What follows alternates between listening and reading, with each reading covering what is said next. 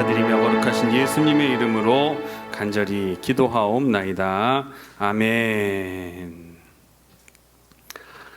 오늘 우리에게 주시는 하나님의 말씀은 마태복음 25장 14절에서 30절까지의 말씀입니다.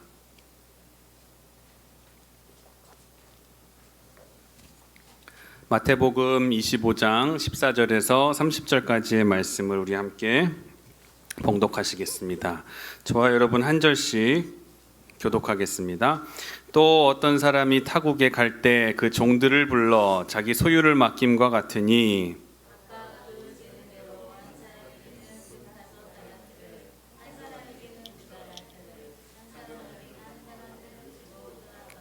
다섯 달란트 받은 자는 바로 가서 그것으로 장사하여 또 다섯 달란트를 남기고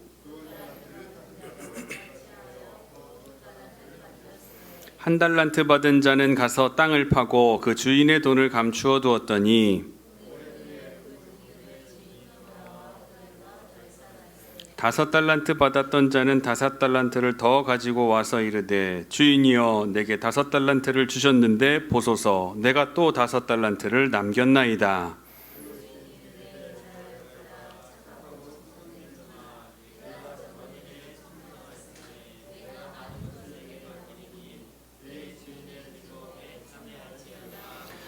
두 달란트 받았던 자도 와서 이르되 주인이여 내게 두 달란트를 주셨는데 보소서 내가 또 두 달란트를 남겼나이다.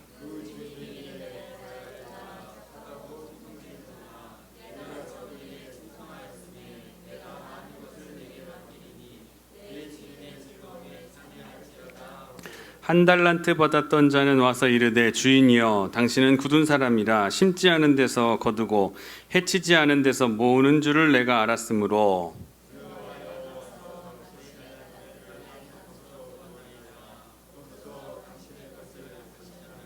그 주인이 대답하여 이르되 악하고 게으른 종아 나는 심지 않은 데서 거두고 해치지 않은 데서 모으는 줄로 내가 알았느냐.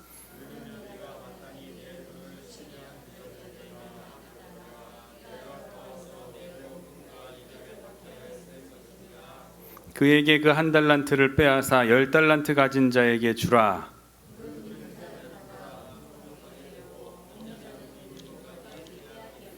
함께 읽겠습니다. 이 무익한 종을 바깥 어두운 데로 내쫓으라. 거기서 슬피 울며 이를 갈리라 하니라. 아멘. 오늘 금요기도에 오신 여러분 한 분 한 분을 진심으로 사랑하고 또 축복합니다. 아멘. 우리가 금요일마다 하나님의 나라에 대해서 말씀해 주시려고 예수님께서 비유를 말씀해 주셨죠. 예수님의 비유를 통해서 우리 일반적으로 알던 그 비유 속에서 어떤 속 깊은 교훈이 들어있을까 하면 생각하는 시간을 통해서 계속 이어가고 있습니다. 벌써 12개의 비유를 우리가 함께 나눠보았어요. 13번째 오늘 비유로 정해본 말씀은 오늘 우리가 너무나 잘 아는 달란트 비유입니다. 이 말씀의 초점을 잘 봐야지 됩니다. 우리가 이 말씀에 관해서는 아마 수십 번 말씀을 아마 들으시고 교회학교 때부터 어렸을 적부터 이 이야기는 너무나도 잘 아시지만 이 이야기의 말씀의 초점을 우리 두 가지로 분명히 정하고 가야 됩니다. 하나는 계속해서 말씀드린 하나님의 나라를 위하여 우리는 어떻게 살아갈 것인가, 이것에 초점을 맞추고 말씀을 읽을 수가 있어야 돼요. 그리고 마태복음 25장에 나오는 주제는 말세입니다. 종말이에요. 세상 마지막 날에 어떠한 일이 있겠습니까? 하는 질문에 대한 대답을 예수님께서 해주시는 이야기인데, 이 주님의 재림을 기다리는 사람들로서 이 땅을 살아가는 성도들이 어떠한 자세로 살아가야 하는가를 이 비유를 통해서 우리에게 말씀해 주시는 그 두 가지의 초점을 맞춘 다음에 말씀의 교훈을 생각해 나가야 되는 거예요. 역으로 말씀을 들여다봐야 되는 거예요. 초점을 거기에다 맞추고. 자, 오늘 달란트 비유의 주제는 하나님의 나라라고 말씀을 드렸어요. 하나님의 나라, 하나님의 나라를 사는 사람들이 어떻게 살아야 되는가, 이 주제를 놓치게 되면 이 말씀을 전혀 엉뚱한 이야기로서 해석을 하게 됩니다. 예를 들면 오늘 본문에 나오는 내용 중에서 가장 중요한 단어 하나를 꼽으라고 하면 충성일 거예요. 충성. 여기에서의 충성은 어느 임금이나 그리고 어느 상관에게 바치는 충성을 얘기하는 것이 절대 아닙니다. 또한 사랑하는 남편이 사랑하는 아내에게 또는 아내가 사랑하는 남편을 위해서 바치는 충성도 말하고 있는 것이 그런 충성이 아니에요.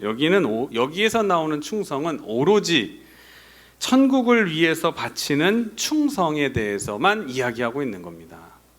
그래서 이 이야기를 회사나 아니면은 뭐 기업의 종업원들에게 충성을 강조하면서 사업 실적이나 어떤 효과를 높이고자 할 때 쓰여질 성격의 이야기거리가 절대 되어서는 안 된다는 거예요.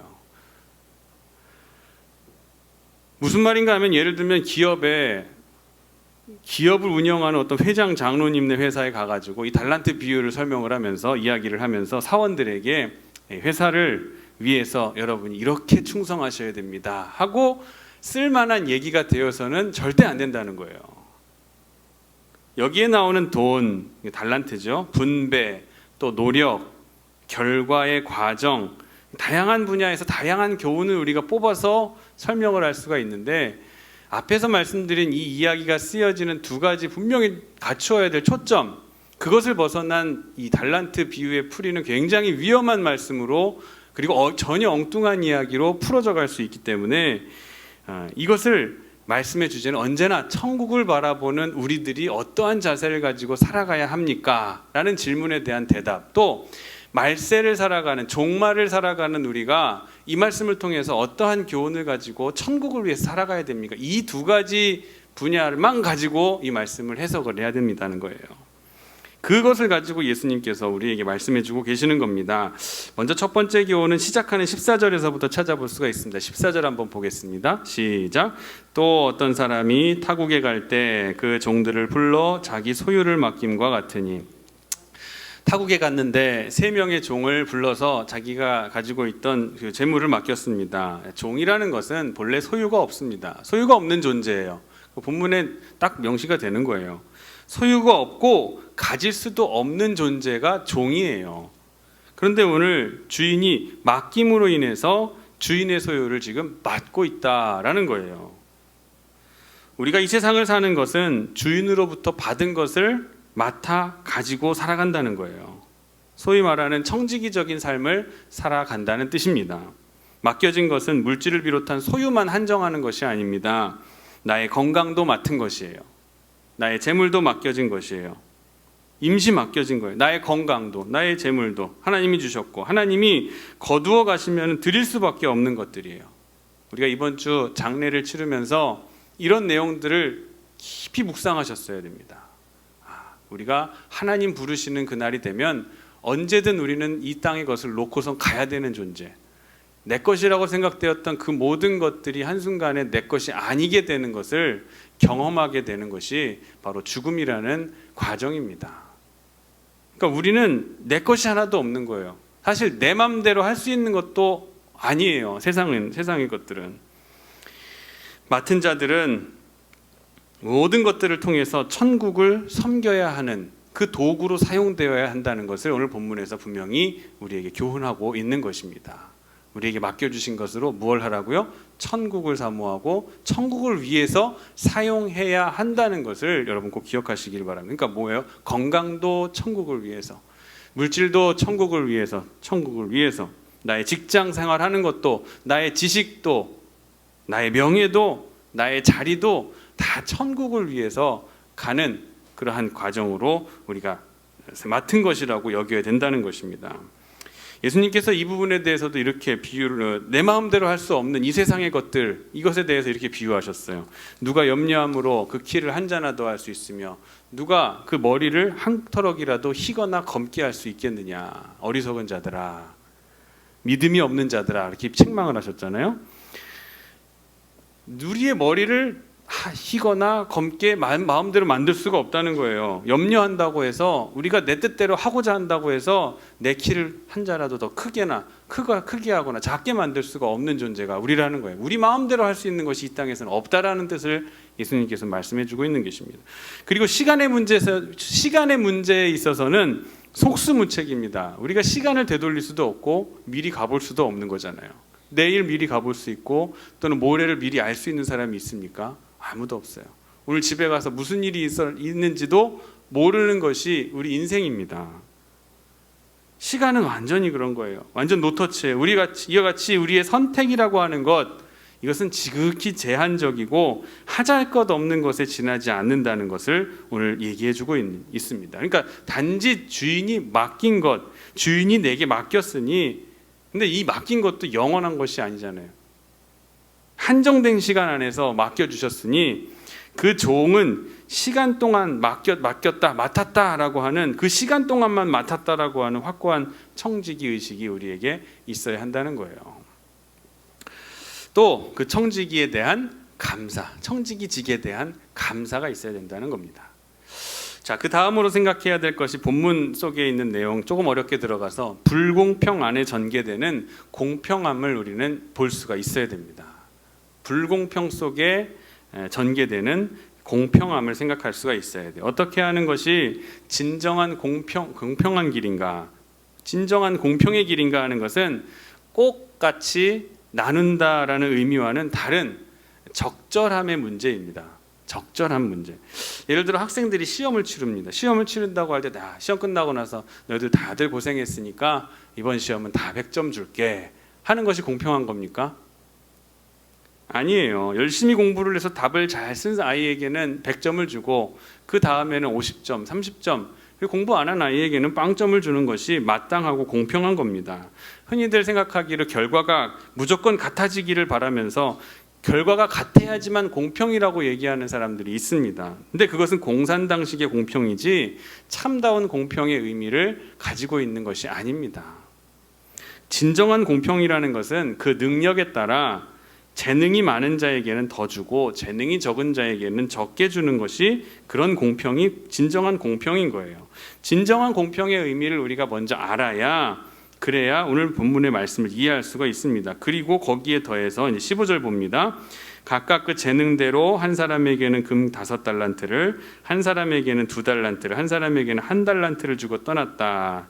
여기 문제의 초점은 각 재능대로라는 말에 있습니다.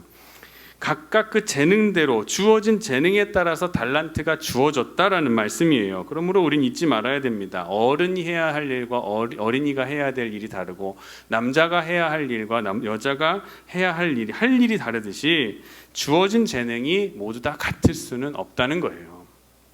그러기에 어떤 사람은 음악을 잘하는 사람이 있는가 하면 어떠한 사람은 과학을 잘하고 인문을 잘하고 사회를 잘하고 스포츠를 잘하고 그 무언가에 대해서 두각을 나타내는 재능을 가진 것이 각각 있습니다. 그리고 본문에 각각 그 재능대로라는 표현은 양적인 표현이기도 하지만 또 질적인 표현을 담고 있기도 합니다. 질적인 의미를 담고 있기도 해요.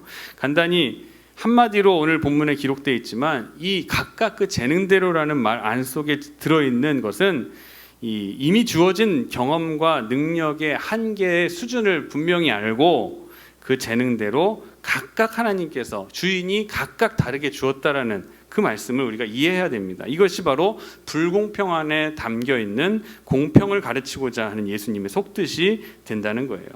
이 불공평함의 공평을 이루려고 하시는 예수님의 이야기를 좀 더 들어가 보면 이 세상의 구조가 하도 다양해서 불공평한 것 같지만 그러나 그 속에서는 공평함을 계속해서 유지하고 있습니다. 다 사도가 아니고 모든 사람이 사도가 아니고 모든 사람이 목사가 아니고 모든 사람이 교사가 아닙니다. 그러면서도 분명한 것은 이 사람들이 각각 자신의 맡은 분야 속에서 없어서는 안 되는 사람들이라는 거예요.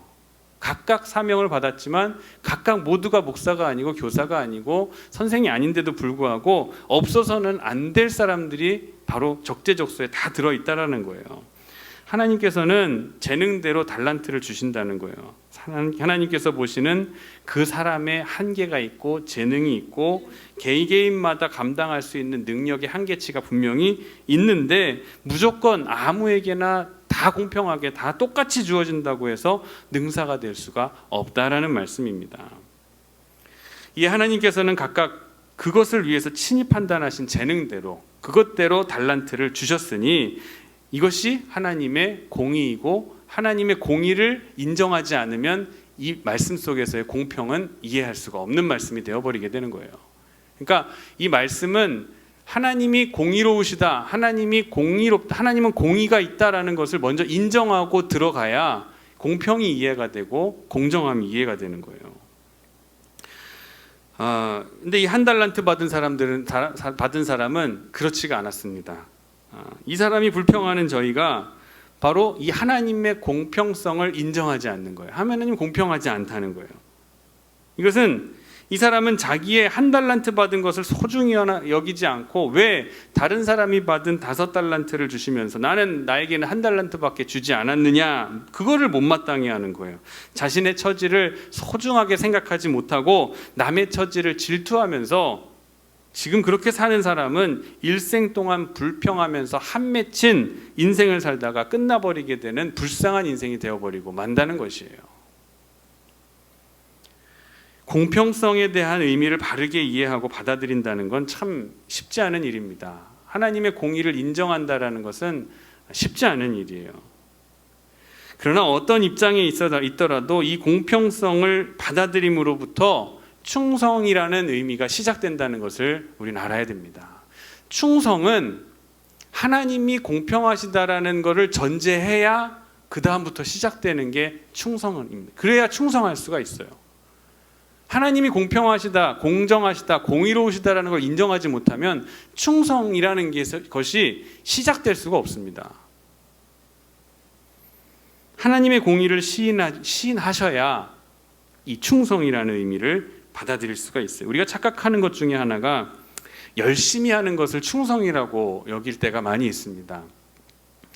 그래서 저 집사님 참 일 열심히 하시네, 교회 일 열심히 하시네, 그러면 충성하는 것이라고 생각하고 또 어떤 주어진 일에 앞뒤 보지 않고 열심히 하여튼 일하는 거를 충성이라고 충성이라는 말을 사용을 해요. 그런데 그렇지 않아요. 하나님의 공의를 바르게 인정하는 겸손이 없는 열심은 충성이 될 수가 없습니다. 하나님의 공의를 인정하면서 충성이 들어가야 되는 거예요. 겸손한 마음으로 하나님의 공의를 인정하는 사람이 할 수 있는 것이 충성이라는 거예요. 만약에 그렇지 않으면 그렇지 못한 신앙은 굉장히 위험한 신앙으로 변질되어 갑니다.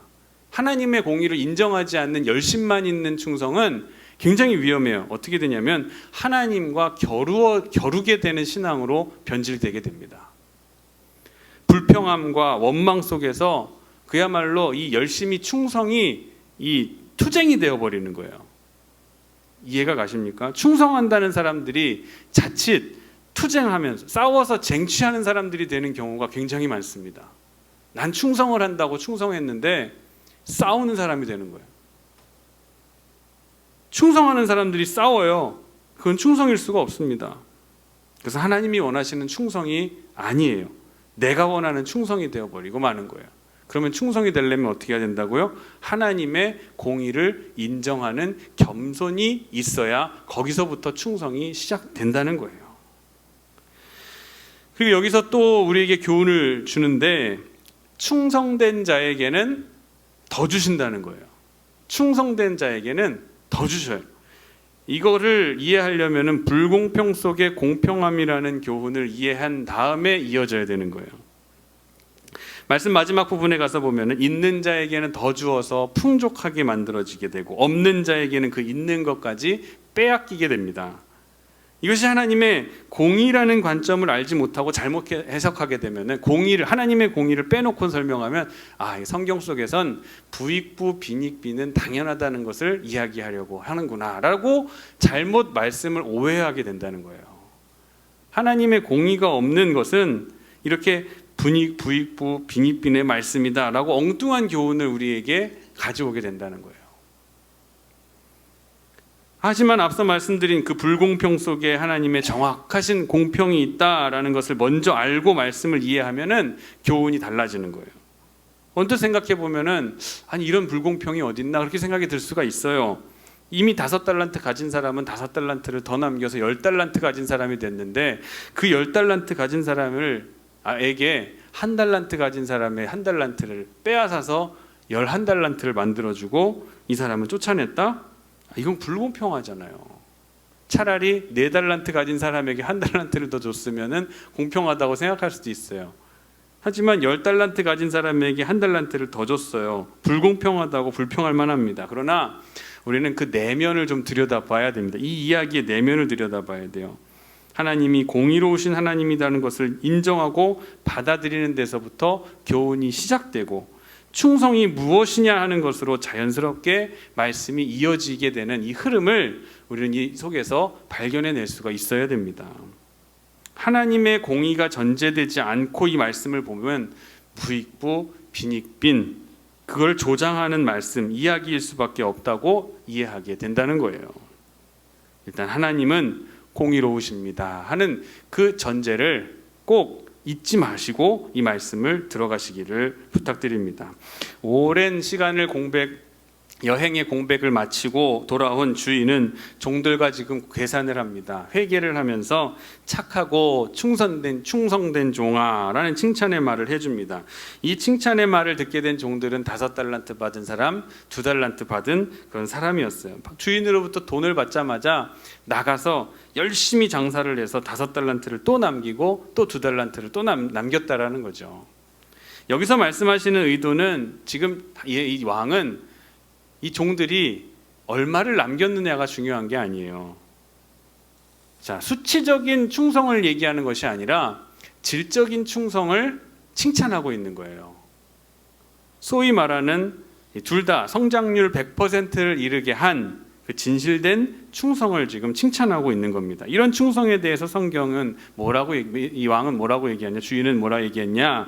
작은 일에 충성하였음에 내가 많은 것으로 내게 맡기겠다라고 얘기했습니다.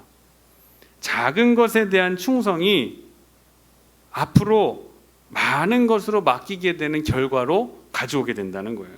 작은 것을 충성이 있을 때에 주님께서는 많은 것을 우리에게 맡기시겠다라는 거예요. 작은 거라고 해서 소홀히 여기서는 안 되는 거예요. 내가 반 달란트밖에 안 되는데요. 저는 반의 반 달란트밖에 안 받는데요. 그럼 그 반의 반 달란트라도 적은 것에 충성하고 이것을 하나님의 공의로서 그것을 받아들이고 충성하게 되면 하나님께서 그 뒤에 그것을 발판 삼아서 한 단계 한 단계 우리의 신앙의 수준을 계속해서 충성의 수준을 높여가신다라는 거예요. 주실 때 충성할 때 그 이상의 것을 더 주신다는 거예요. 한 계단 한 계단이에요. 그러나 충성되지 못하면은 있는 것까지 빼앗기게 됩니다. 사도 바울은 디모데에게 보내는 편지 안에서 나를 충성되이 여겨 내게 직분을 맡기셨다 하는 말씀을 감사한 적이 있습니다. 우리가 지혜가 없으면 우리에게 지혜를 주실 것입니다. 물질이 없으면 우리에게 물질로 채워주실 거예요.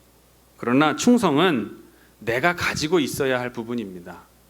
부족한 것은 하나님께서 주시지만 충성이라는 것은 내가 가지고 소유하고 있어야 되는 거예요. 이건 기본 재산인 거예요. 이건 내가 준비해야 될 기본 소양이라는 거예요. 누가 뭐라 하든지 어떤 상황에 이르든지 진실된 충성이 반드시 있은 다음에야 그 다음 것이 주어지게 된다는 것을 여러분 꼭 잊지 마시기를 바랍니다. 자, 그리고 나면 그 다음으로 덧붙여서 주시는 축복이 있는데 바로 주인의 즐거움에 참여한다는 거. 21절 함께 읽겠습니다. 시작. 그 주인이 이르되 잘하였도다 착하고 충성된 종아 네가 적은 일에 충성하였음에 내가 많은 것을 내게 맡기리니 내 주인의 즐거움에 참여할지어다 하고 적은 일에 충성을 했기에 이제 더 많은 것을 맡기시고 그리고 이제 주인의 즐거움에 참여하라고 말씀하시는 거예요. 생각해 보세요. 악하고 게으른 종이 주인의 즐거움에 참여할 수가 있겠습니까? 아마 주인은 그 종 때문에 마음에 즐거움이 없을 거예요. 왜냐? 매번 확인해야 되고 매번 점검해야 되고 매번 신경 써야 되는 게 악하고 게으른 종이니까. 내가 악하고 게으른 종이 되어버리면 충성되지 못한 자가 되면 우리 주인이 나 때문에 즐거워할 수가 없게 되는 거예요. 주인을 즐겁게 해드리는 종이 되어야 되는데 주인이 즐거워하지 못해요. 주인이 즐거워할 때 종은 그 기쁨에 참여할 수 있게 되는 거예요. 주인의 즐거움에 참여하는 놀라운 축복은 충성된 종들만이 누릴 수 있는 놀라운 특권인 줄을 믿으시기를 바랍니다. 오늘 말씀의 주제는 두 가지라고 말씀드렸어요. 하나님의 나라를 사모하는 성도들이 어떻게 살아야 되는가, 또 마태복음 25장 종말의 시대를 사는 우리가 어떻게 사는 것이 바른 삶인가 말씀드렸어요. 그럼 한 달란트 가진 사람이 뭘 잘못했길래, 도대체 뭘 잘못했길래 이렇게 살면 안 된다라고 주님께서 우리에게 교훈을 주실까 한번 살펴보겠습니다. 자, 이 사람도 다른 종들과 마찬가지로 주인에게 와서 얘기하는데 모자라고 남긴 것도 없이 딱 본전만 가지고 와서 자기 견해를 지금 얘기하고 있는 거예요.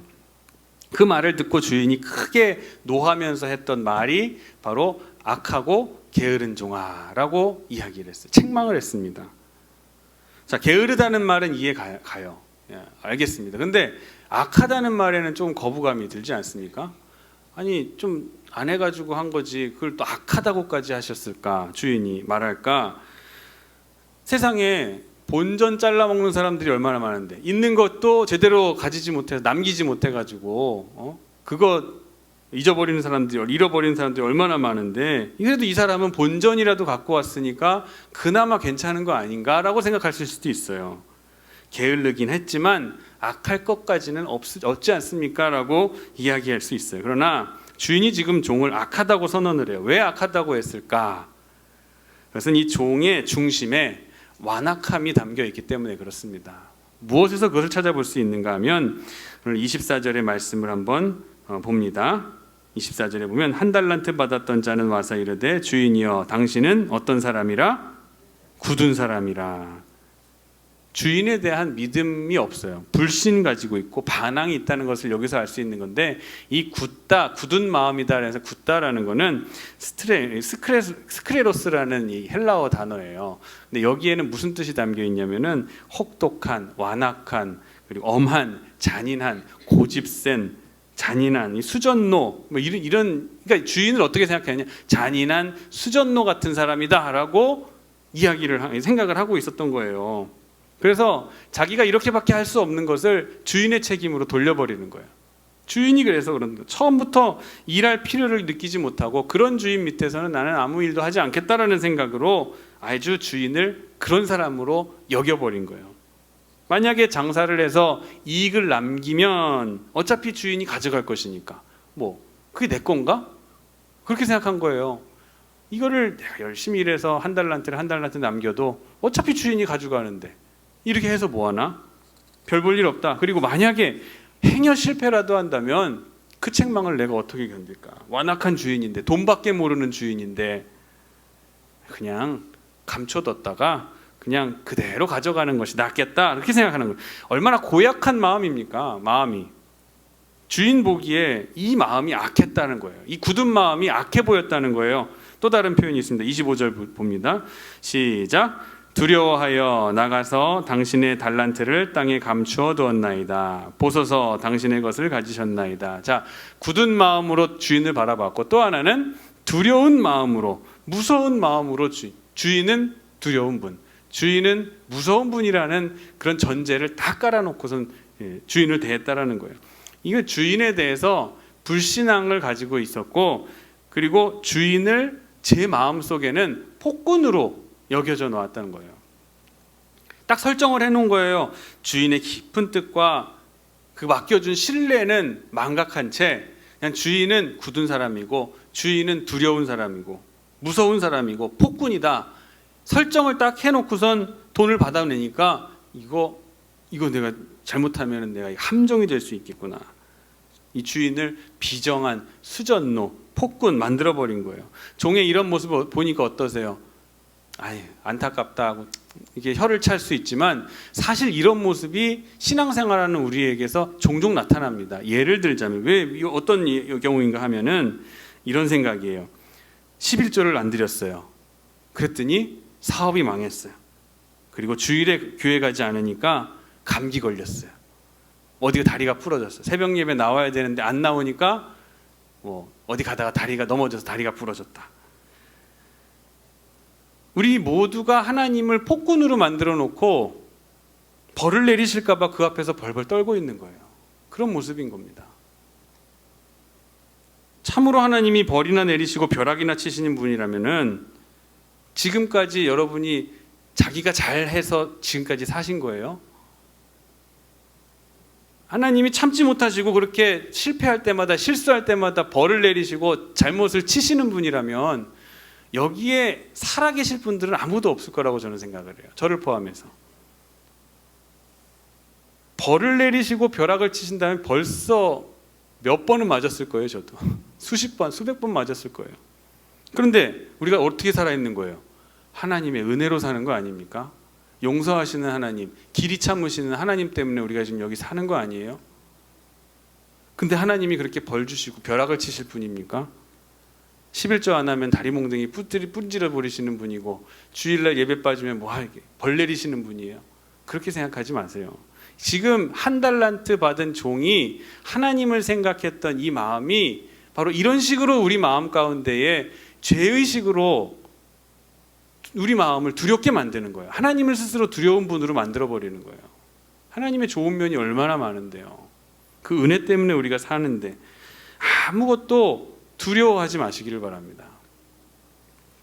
잠언 22장 13절 말씀에 이런 말씀이 있어요. 게으른 자는 말하기를 사자가 밖에 있은즉 내가 나가면 거리에서 찢기겠다 하느니라. 자, 게으른 사람은 밖에 안 나가는 이유가 밖에 나가면 사자가 있어서 사자가 나를 찢었기 때문에 내가 못 나가는 거야. 뭐라는 생각이 드세요? 변명이 많아요. 게으른 사람은 변명이 많아요. 그리고 주로 안 되는 방향으로만 생각을 합니다. 되는 방향으로 생각하지 않고 안 되는 방향으로만 생각. 매사에 부정적인 그런 생각만 하니까 아무것도 되는 일이 없는 거예요. 시도조차 안 하고. 율법하고 은혜가 함께 있으면 은혜를 생각하지 않고 율법 쪽으로만 생각하는 거예요. 사랑이 있고 진노가 있는 두 개를 딱 놔두면 사랑보다는 진노하시는 하나님으로 더 생각을 하는 거예요. 매사. 그리고 항상 결과에 의해서 평가받는 세계관을 가지고 있습니다. 결과가 잘 되면 잘한 거고 결과가 나쁘면 이것은 뭔가 잘못한 거 아닐까. 이 부정적인 염려가 우리 사람의 행동을 지배하고 있는 거예요. 결과론적인 세계관을 가진 신앙인들이 가진 폐해가 바로 여기에 있습니다. 오늘 한 달란트 받은 종이 이런 생각을 가지고 있는 거예요. 만일 손해를 보고 실패를 하면 어떻게 될 것인가. 그 점만 생각하니까 일할 수가 없는 거예요.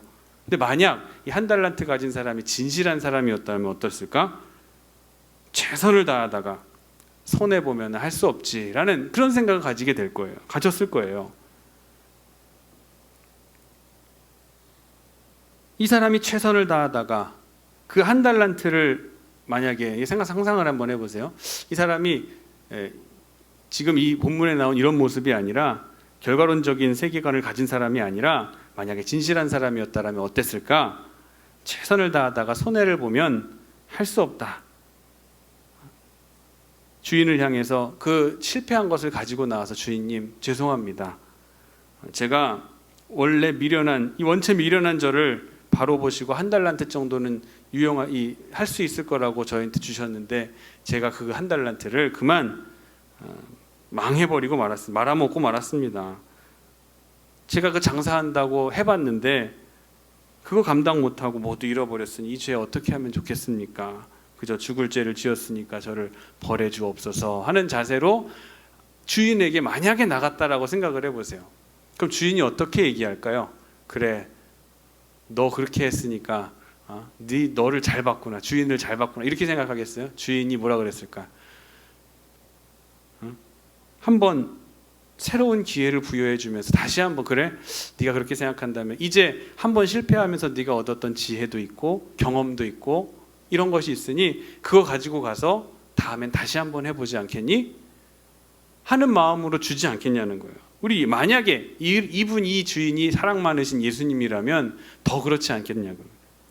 다시 한 달란트를 주면서 네가 돈은 잃었어도 경험과 지혜는 얻었으니 한 번 더 해보라고 말씀할 것 같지 않으시냐는 거예요.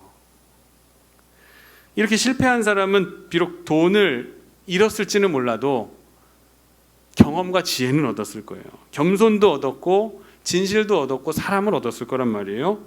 실패하는 이 아픔 속에서 사람을 보고 돈을 바라볼 수 있는 관점을 가지게 됐을 거란 말이에요. 그런데 이 사람은 최선을 다하지 못했어요. 결과만 염려했지 출발과 과정으로서의 충성은 생각하지도 않았던 거예요. 결과가 좋지 않으면 모두 나쁘다고 생각한 거예요. 우리의 모든 일이 다 그런 것 같습니다. 과정 가운데의 성공도 하나님께서는 기뻐하신다라고 저는 생각을 했어요. 우리가 건축을 하잖아요. 아름다운 건물을 지어서 멋들어진 교육관 속에서 이렇게 많은 사람들이 우와 할 정도의 건물을 지어내는 것도 물론 결과론적으로는 중요한 일입니다. 그렇지만 과정 속에서도의 성공도 우리에게 필요하다고 저는 봐요. 그 과정 가운데에서도 어떻게 지었는지, 어떻게 하나님께서 개입하시고 어떻게 역사하셨는지, 그 과정 가운데에서의 성공을 맛본 사람들은 이후에 다 지어진 건물을 보면서 그곳에서 더 충성할 수 있을 거라고 저는 생각합니다. 충성을 다한다는 것, 최선을 다하십시오. 여러분이 맡겨진 것에 대해서 충성, 최선을 다하시고 이 결과론적인 세계관을 가지지 마시고 결과와 과정까지도 시작부터 과정, 결과를 모두 주관하시는 그 하나님의 공의를 겸손함으로 받아들이시기를 바랍니다. 실패하더라도 경험을 얻을 수 있잖아요. 지혜 얻을 수 있잖아요. 사람을 얻을 수 있잖아요. 오늘 한 달란트 가진 사람이 얻지 못했던 것이 바로 이것입니다. 우리는 이런 과정의 성공, 시작의 성공도 훌륭한 성공이라는 것을 잊지 마시기를 바랍니다. 마지막으로 이 악한 종이 또 다른 잘못 하나는 자기의 능력을 너무 과소평가했다라는 거에 있어요. 한 달란트 받았다는 것은 적어도 그 한 달란트를 주장할 수 있는 능력이 그에게 있음을 주인이 보았기에 준 거예요. 근데 지금 자기는 그 한 달란트 정도의 능력도 부정하고 있어요. 자기를 너무 평가절하하고 있는 거예요. 하나님께서 이런 말 많이 들으시죠? 하나님께서 하라고 하시는 일을 맡겨주심에 있어서는 그 일을 할 수 있는 능력이 여러분에게 있기 때문에 맡겨주신다는 것을 여러분 꼭 잊지 마셔야 됩니다. 저는 이거 하지 못해요. 할 수 없어요. 이거는 맡겨주신 분에게 대해서도 이거는 부끄럽게 맡겨준 손을 부끄럽게 만드는 거예요. 물론 겸손함의 표현이기는 해요. 하지만 그 겸손함이 하나님과 하나님이 주시는 힘 가지고 저는 못합니다. 저는 부족합니다. 하지만 하나님께서 이 일을 맡겨주시면은 저에게 능력도 주실 것이고 제 안에 잠재된 하나님의 은사가 분명히 있음을 하나님 보셨기 때문에 이걸 맡겨주셨다고 저는 믿습니다. 순종하며 제 맡겨진 일에 충성을 다하겠나이다 하는 모습을 여러분이 가지신다면 한 달란트가 두 달란트 되고 10달란트가 되는 것은 시간 문제라고 저는 생각을 합니다. 누구에게나 능력은 주시고 달란트는 주시고 이 은사를 주셨어요. 그 재주, 은사를 여러분 사용하시기를 바랍니다. 땅에 묻어두라고 그거 주신 것이 아니에요. 더욱 조심할 바, 아까 말씀드렸듯이 받은 바 없다고 얘기하는 것 안 돼요. 하나님께서 지금까지 여러분에게 아무것도 안 주셨다는 거예요? 아니잖아요. 다 주신 거잖아요. 연륜 주시고 경험을 주셨고 건강을 주셨고 젊음을 주셨을 때도 있었고 지혜, 지식, 물질 하나님께서 내게 주신 것이 얼마나 많이 있습니까? 받은 거 없다고 불평하면 안 된다는 거예요. 이것은 주인에 대한 불손이고 모욕이고 왜곡된 주인의 모습을 만들어가는 과정이기 때문에 그래서는 안 되는 거예요. 분명히 우리는 한 달란트 이상씩을 다 받은 사람들이에요. 이제는 그 받은 달란트를 겸손하게 인정하시기를 바랍니다. 근데 그 땅 한 달란트를 지금 종은 땅에 묻어두었어요. 하나님께서 주신 것은 결코 필요 없는 것, 땅에 묻어놔두는 것, 그것을 우리에게 주신 일은 없습니다. 있으나 마나한 것을 여러분들에게 주신 일이 없다는 거예요. 세월이 가고 나의 모습 변하는데 이거 주신 은사 묻어뒀다 어디다 쓰시려고 그럽니까? 달란트 비유에 의하면 본전만 가지고서는 천국에 가지 못한다는 의미를 또 담고 있어요. 그렇잖아요. 지금 본전 한 달란트 받은 거 그거 가지고 가만히 놔뒀으면은 이 사람은 천국 간다는 거예요, 못 간다는 거예요? 못 간다는 거예요. 주신 달란트를 어떻게든 열심히 충성되이 남기고 뭐 모자르면은 또 부족한 거 뭐 날려버렸으면 또 와서 또 얻어가고, 이런 작업이 있어야 그 사람이 천국에 갈 수 있는 거예요. 그냥 가지고 있는 거, 주신 거 땅바닥에만 묻어놓은 곳은 그대로 일을 주셨는데 일만 가지고 있으면은 그 사람 천국 못 간다는 거예요. 단순하게 생각해서 이 비유의 안에 담겨 있는 또 다른 숨은 속뜻이 거기에 있어요. 내게 주신 재능 소중하게 여기시고 이거 가지고 하나님의 일을 하시기를 부탁드립니다. 이렇게 할 때에 이익을 남기는 여부의 문제를 떠나서 일을 하는 것 자체를 통해서 악한 종이라는 평가는 면해야 되지 않겠어요? 게으른 종이라는 평가는 받지 말아야 되지 않겠습니까? 말씀을 맺겠습니다. 오늘 예수님께서는 달란트 비유를 통해서 하나님 나라에 들어가는 사람들이, 성도들이 가져야 될 자세를 말씀해 주셨고, 또 한 달란트 받은 사람의 자세를 가져서는, 그런 모습을 가져서는 우리가 천국 갈 수가 없다는 것을 얘기해 주신 거예요. 결론은 내게 주신 한 달란트 또는 반 달란트라 할지라도 작은 일에 겸손하게 충성을 하게 되면, 하나님의 공의를 인정하며 충성하게 되면 우리에게 분명히 더 큰 것을 주신다는 것이 주님의 방법이고 오늘의 약속인 것입니다. 사랑하는 성도 여러분, 작은 것이라고 보잘것없다고 생각되는 거기에 충성을 다해 보시기를 바랍니다. 이게 과연 쓸모가 있을까? 이거 작은데 이게 과연 뭐 어디다가 쓸까라고 하는 그 일에 정말 열심히 충성을 다해 보시기를 바랍니다. 그러면 주인의 즐거움에 참여할 수 있게 되는 거예요. 주인을 기쁘게 하는 거예요. 기쁘게 해드리면 그 주인이 베푸는 잔치자리에 우리가 즐거움으로 참여하여 더불어 영광을 누리는 자리에 나아갈 수 있게 될 것입니다. 그러한 자리, 기쁨의 자리, 천국의 잔치에 모두가 참여해서 여러분이 남긴 그 달란트, 재능을 가지고 하나님과 함께 기쁨의 자리에 영광 돌릴 수 있는 여러분 되시기를 주님의 이름으로 간절히 축원합니다. 기도하겠습니다. 주님 감사합니다. 공의로 공평함을 채우시는 하나님 앞에서 우리는 늘 불공평함의 공평만을 가지고 살아왔던 것은 아닌지 이 시간 머리 숙여 기도하는 우리의 기도를 들어 주시옵기를 간절히 바라옵고 원합니다. 내게 주신 은사의 소중함보다는 다른 사람의 달란트를 시기하며 질투했습니다. 하나님을 온전히 믿지 못하여 받은 것 없다고 원망했던 일도 있었습니다. 오늘 한 달란트 받은 사람의 모습이 어쩌면 우리의 모습과 똑같은지 부끄러운 마음뿐입니다. 이제는 하나님 나라를 기다리는 백성의 합당한 삶의 모습을 세워가게 하여 주시옵소서. 있는 달란트를 가지고 최선을 다해서 남든지 도리어 손해보든지 간에 주신 재능에 부끄럽지 않은 충성스러운 성도로서 살아갈 수 있도록 능력에 능력을 더해 주시옵소서. 작은 일에도 주신 일이라면 과정의 성공을 생각하며 늘 충성을 다할 수 있게 도와 주시옵소서. 시시해 보이는 일에도 충성하겠습니다. 작은 일에도 충성하겠습니다. 오늘 이런 결단을 가지고 돌아가는 복된 시간이 될 수 있도록 주여 역사하여 주시옵소서. 감사드리며 거룩하신 예수님의 이름 받들어 간절히 기도하옵나이다. 아멘. 우리 함께 결단 찬송 597장 이전에 주님을 내가 몰라 라는 찬양, 우리 함께 찬양하면서 오늘 말씀 은혜를 되새겨 보도록 하겠습니다.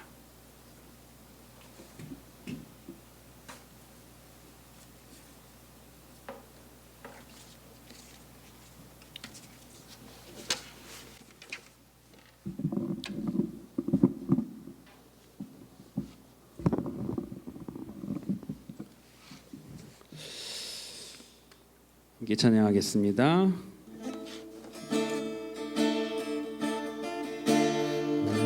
이전에 주님을 내가 몰라 영광의 주님을 비방했다. 지극한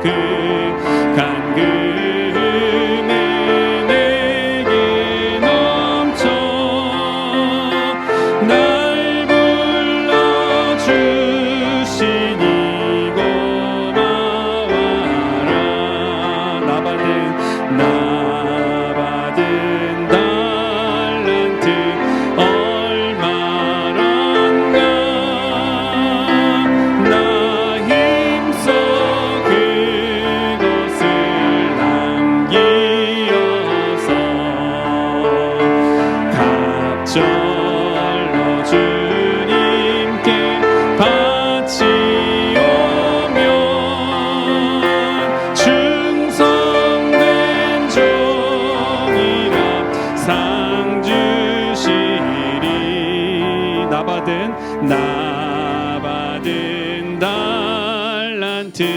얼마런가 나 힘써 그것을 남기어서 갑절로 주님께 바치오며 충성된 종이라 상 주시리.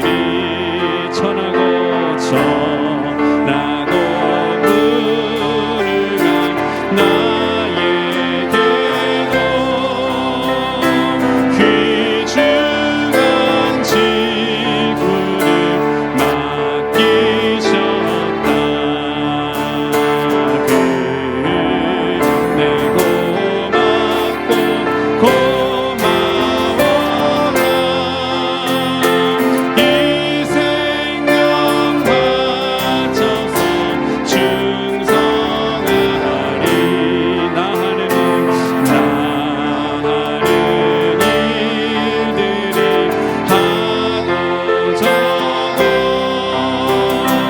큰 열매 눈앞에 안 되어도 주님께 죽도록 충성하면 생명의 면류관 얻으리라. 2절 다음부터 하겠습니다. 나 받은 달란트 얼마런가 나 힘써 그것을 남기어서 절로 주님께 바치오며 충성된 종이라 상 주시니. 기도하기를 원합니다. 불공평 속에 하나님의 공의로운 공평이 있습니다. 하나님께서는 공의 가운데 모든 것을 우리에게 공평하게 채워주십니다. 이 진리를 의심하지 않고 비록 내가 받은 달란트가 한 달란트 또는 반 달란트라 할지라도 하나님 이제 충성하겠습니다. 충성된 우리에게 더 풍성히 채워주시는 하나님의 역사가 있게 하여 주시옵소서. 하나님의 나라를 위하여 하나님께 충성하는 이들은 주인의 즐거움에 참여할 것이라고 말씀하셨는데 우리 모두가 이 즐거움의 자리에 들어가기를 원합니다. 천국 백성 된 자들로서 말씀해 주시는 깨달음이 온전히 이루어가며 살게 하여 주시옵소서. 우리 주의 이름 간절히 부르고 함께 합심으로 기도하도록 하겠습니다. 주여 주여